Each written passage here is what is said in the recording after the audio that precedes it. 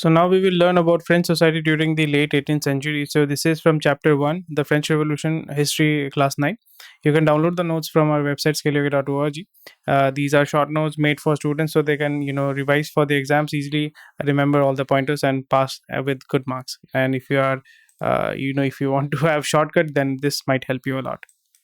So first thing is the French Revolution. Any revolution, what is revolution? Revolution is basically there is a struggle that people are doing against the government to change the government, to change the existing system. That is what we call the French Revolution.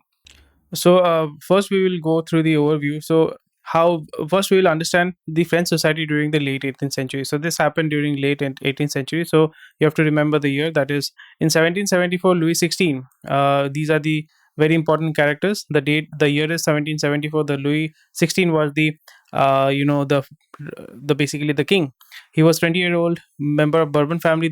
He became king of France. He was married to Mary Antoinette, an Austrian princess. So these are important terms that you need to remember, and I'm highlighting them. You can take a screenshot or you can download the notes from our website.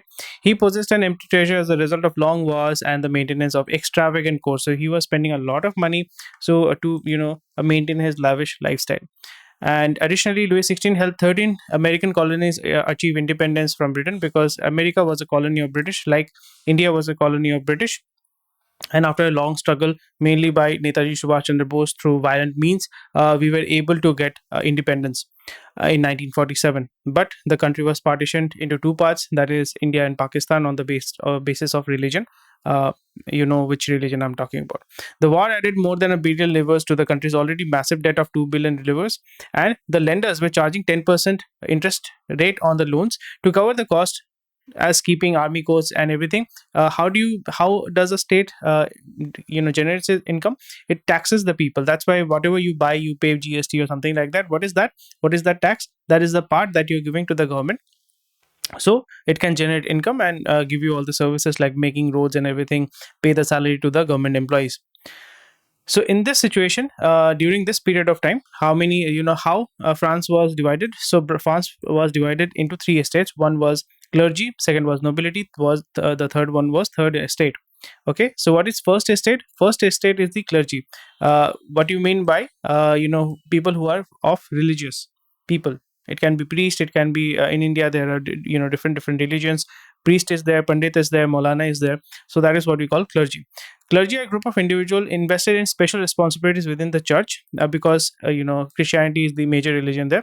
They were born with certain privileges such as exemption. They do not have to pay any taxes, and the church levied taxes on the peasant, called the teeth. You need to remember this term teeth, which comprised 1/10 of the agricultural produce. So that means that 10% of whatever that they produce, they used to give it to the church, apart from the tax that they are paying to the government.